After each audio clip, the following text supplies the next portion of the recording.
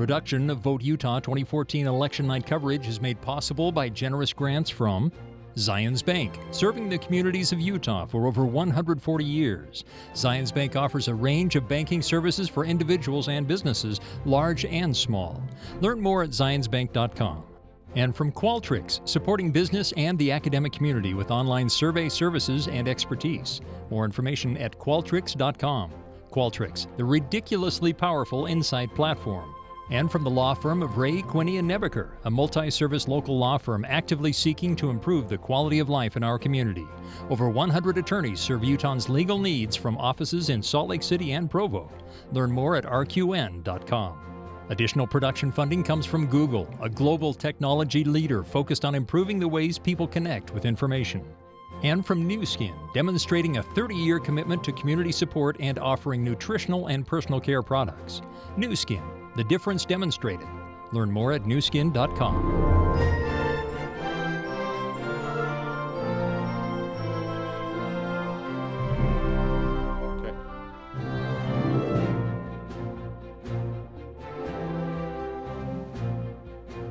We are rapidly approaching 9:30 p.m. in the Mountain West. Good evening from the studios of BYU Broadcasting on the campus of Brigham Young University in Provo, Utah. Ken Verdoia, alongside political science professor Dave Magleby.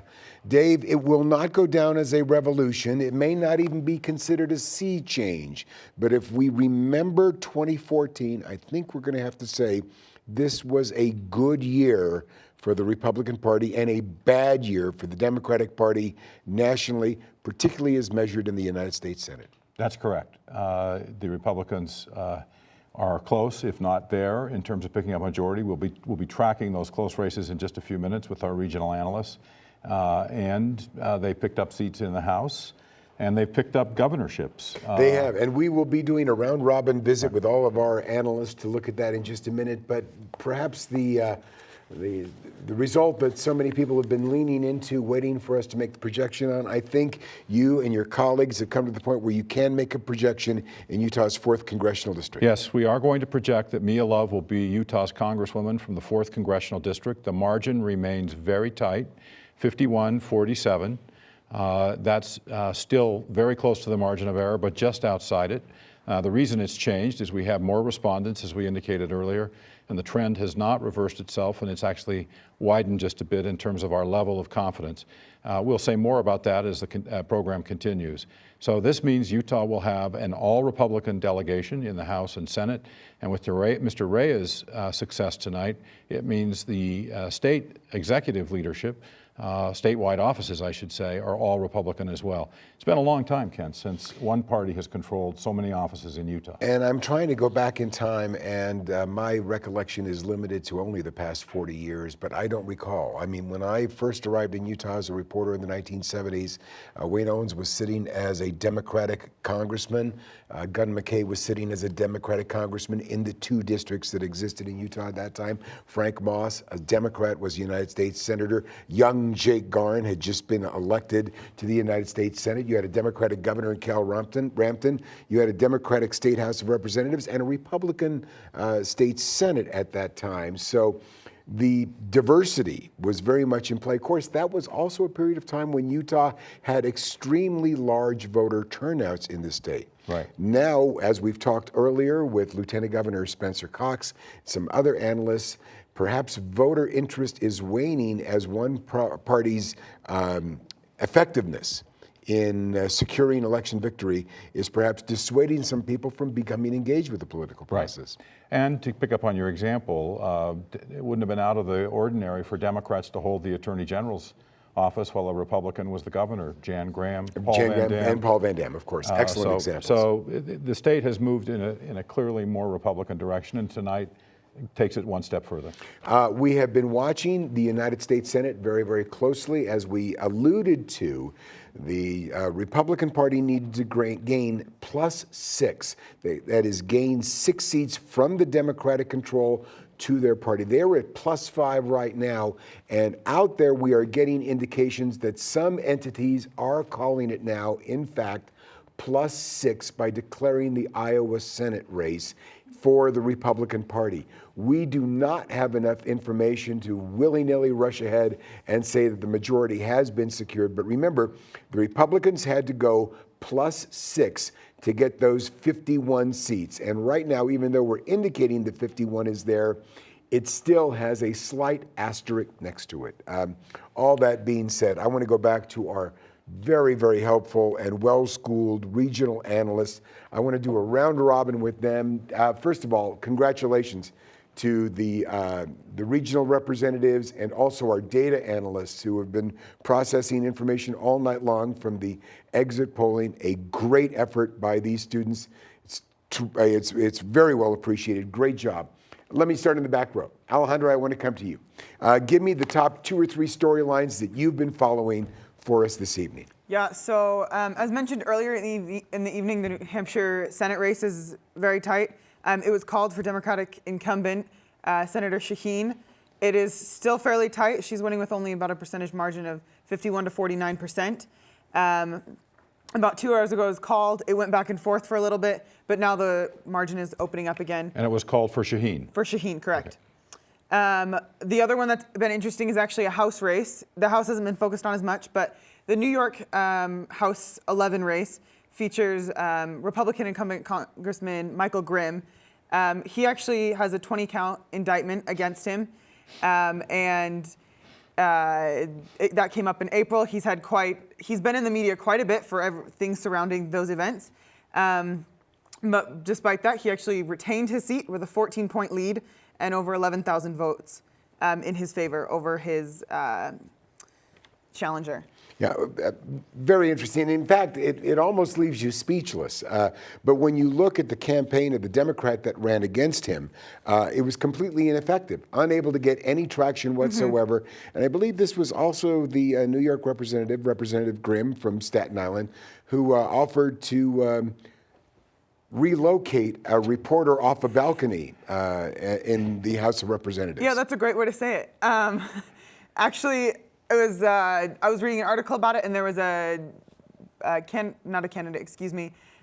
woman from the district, and she actually said, in this race, it's kind of the clueless against the criminal, in that they have challenger Dominic Recchia against Michael Grimm, and a lot of them just feel like one or the other, but one wasn't necessarily better than the other, so we went with the one that's already been there before because maybe he knows a little bit better.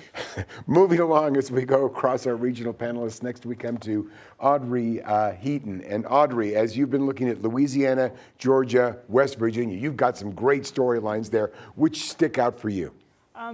By far the most shocking news of the night, I would say, is that the Georgia race has been called in favor of Republican candidate David Perdue, and it is by 14 points. So everyone was expecting a pretty tight race, mostly expecting to go to a runoff, but right now it's, according to CNN, it's 56-42.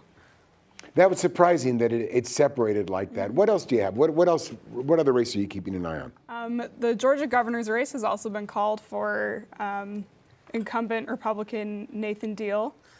And there has actually been some surprising developments if we go over to Virginia, actually, that the race has been much tighter than expected. Everyone was expecting a blowout for Democrat incumbent Senator Mark Warner, but it's actually been pretty neck and neck the last hour or so. Has it been projected? Not yet. Not yet. The Virginia 95% Senate of the race? vote in. That is interesting because many analysts were thinking that would be one of the earlier projections for the Democrats. I agree. That is a surprise. That's your home state. It Your is. Parents live in Vienna, Virginia, and so I suspect you may be on the phone with them after we go off the air. Yeah, we'll see. Outside Thanks, of Shaheen in New Hampshire, Democrats are hard pressed for a sunshine this evening. Speaking of looking at the bright side of things, I do want to turn our attention to the Salt Lake Radisson Hotel, where the Utah Democratic Party has been having its election night gathering.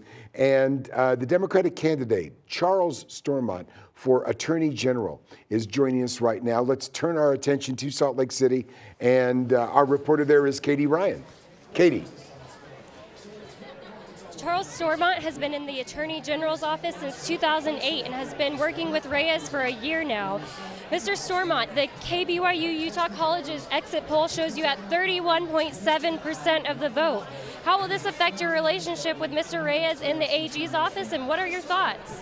We're really proud of the campaign that we've run. I've talked to Sean throughout this process, even before I announced my candidacy, and he appreciates that we're going to be out here talking about the issues, and I hope he knows I plan to continue to talk about the issues with him, and I really look forward to continuing the dialogue with Sean. Okay, how do you feel like gay marriage affected this race? That's a great question. I have no idea. It's unfortunate that the Attorney General was never willing to give us his legal opinion. I'm glad that the legal advice I tried to give to the people, the opportunity to attempt to save a lot of taxpayer resources, at least we had that dialogue.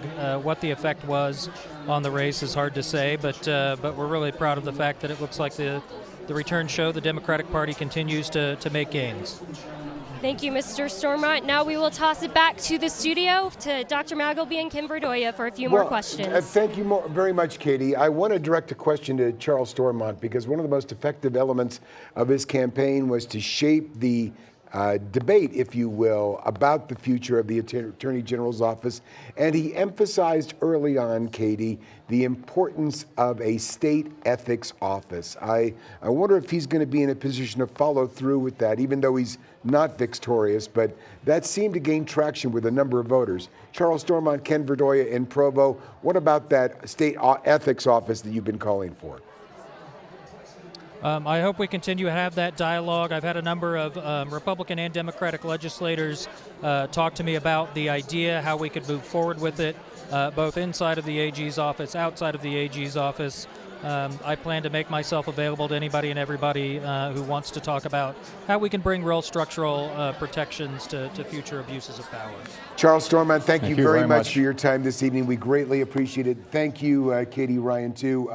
We now want to switch across town in Salt Lake City to the Salt Lake Hilton Hotel, the Republican Party headquarters, where Eric Mock is standing by with Jason Chaffetz and another successful night for the representative, Eric.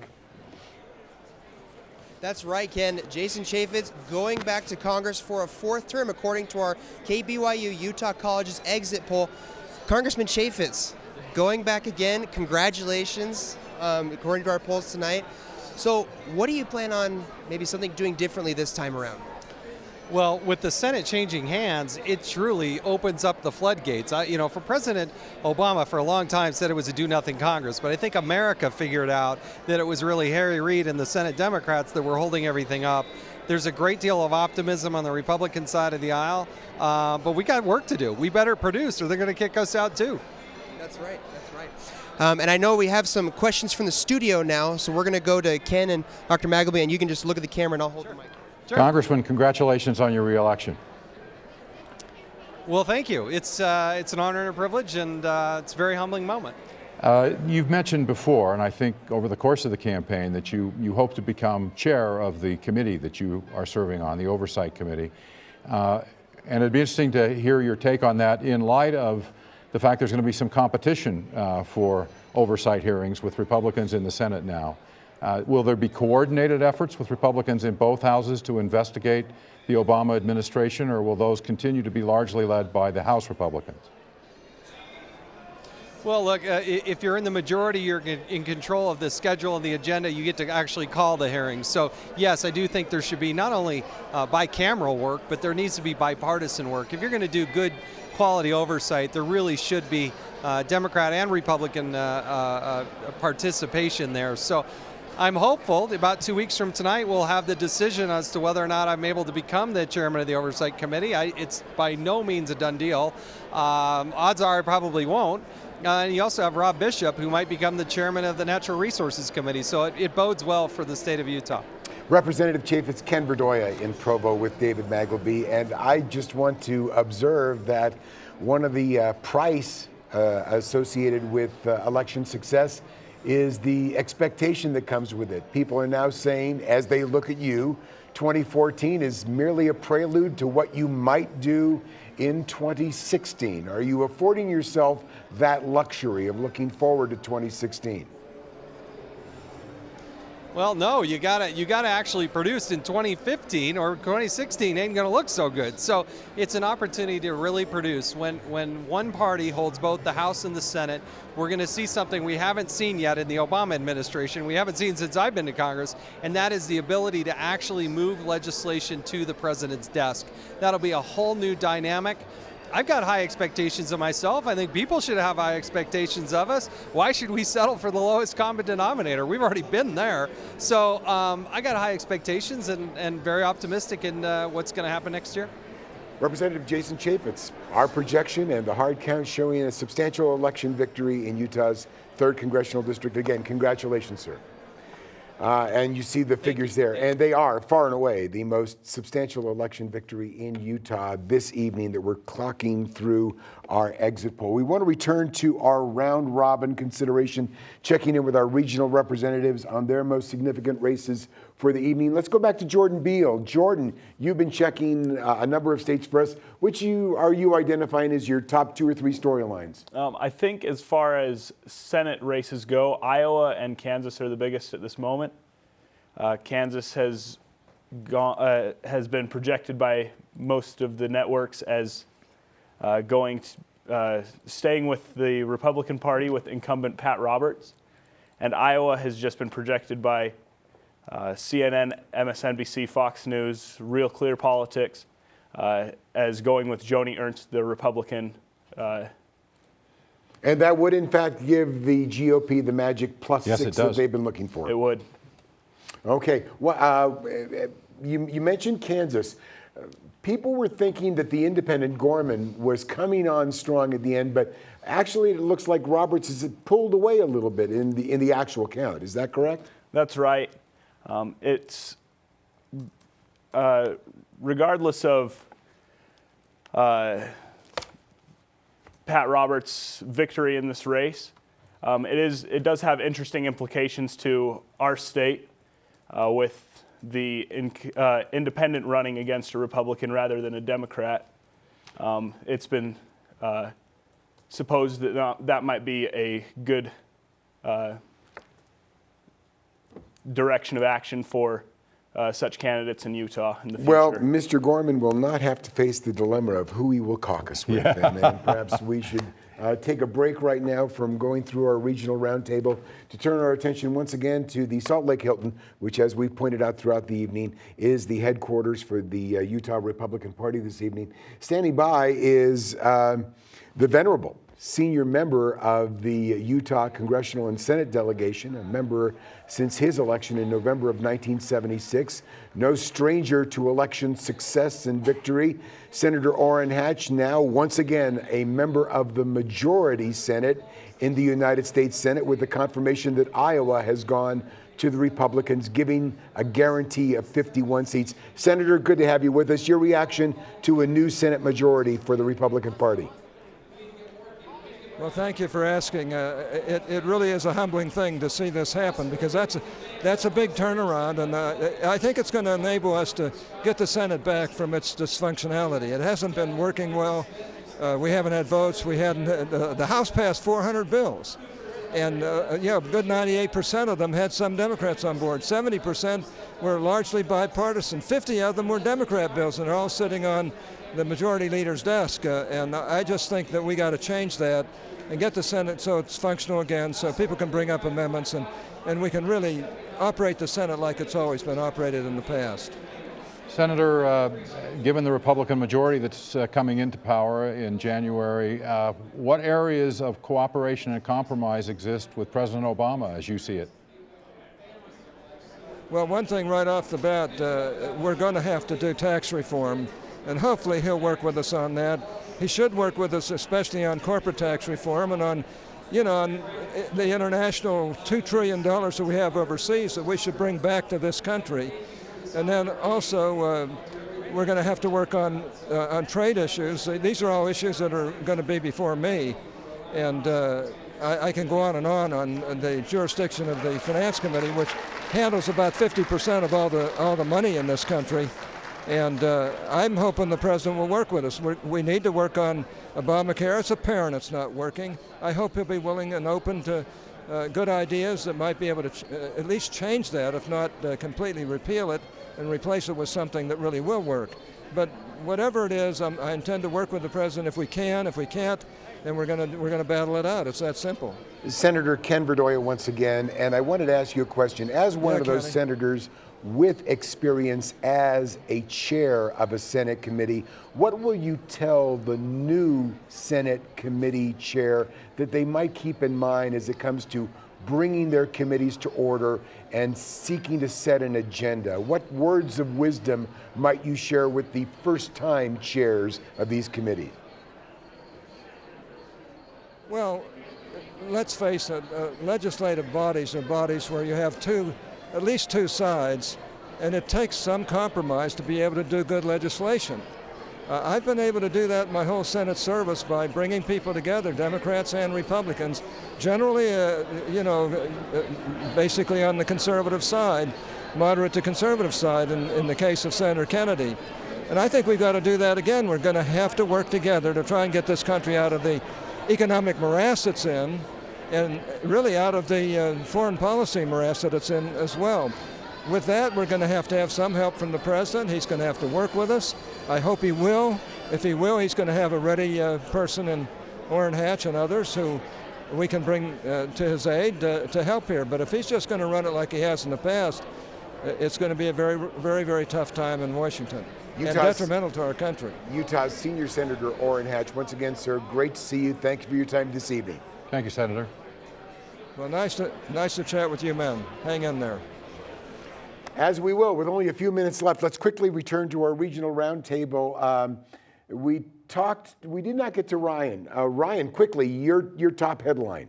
In a big surprise race, Republican challenger Tom Tillis has defeated the Democratic incumbent Senator Kay Hagan in the North Carolina race, now giving Republicans even one more seat in the Senate.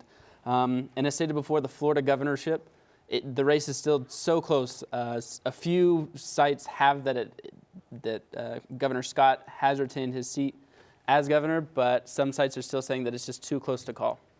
Christian Carter, let's drop down. You've been looking at Kentucky, which was one of the first important calls of the night. Michigan and Illinois, what's your top story for the night? So I've been closely tracking both the governor's races in Michigan and Illinois. The Republicans in both of those races have been called as victors in the races.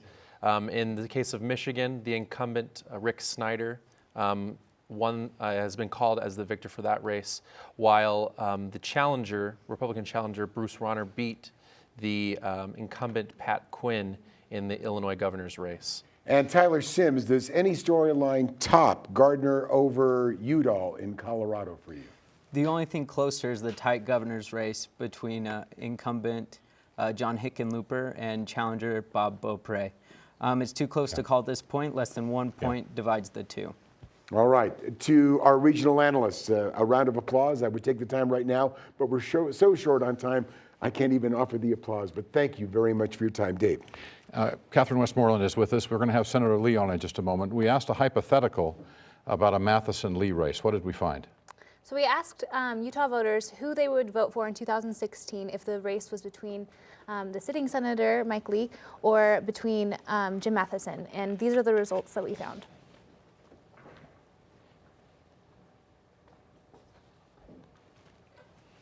We have it as 44.5 to 41. That was up there just for... Yeah. Okay. There we go, 44.5 to 41.5. A narrow margin, just outside the margin of error, but it's clear that Matheson would be, I think, a competitive candidate against Lee. Let's go to that interview with Senator Lee.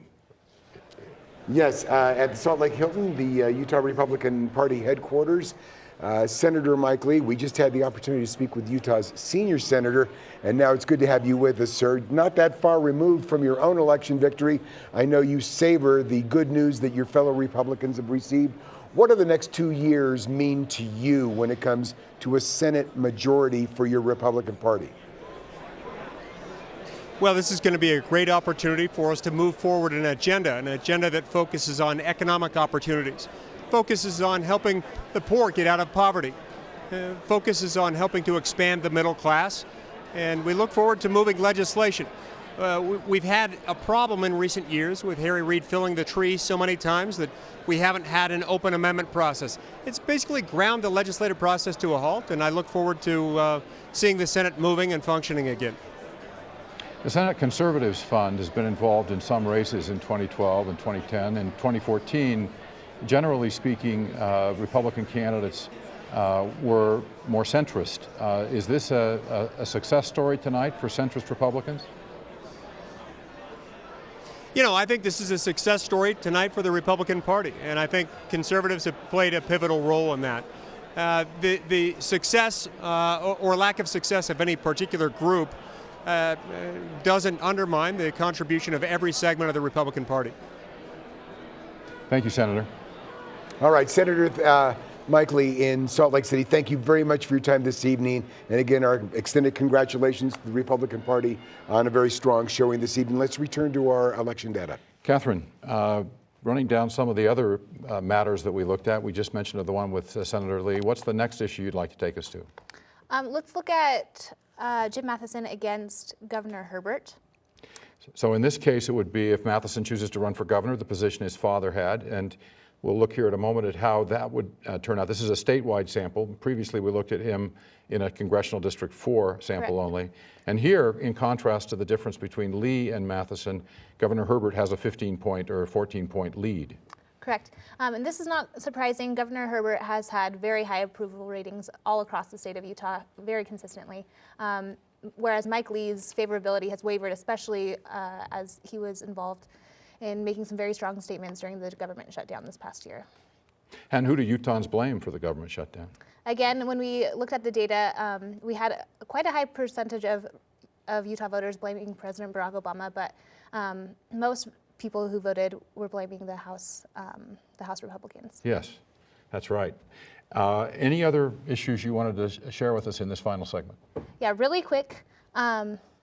Let's look at a hypothetical between Jim Matheson and Mia Love. If he were to have run today, we looked at this a little bit earlier, but if Jim Matheson were to have run against Mia Love today, who would Utah voters have voted for?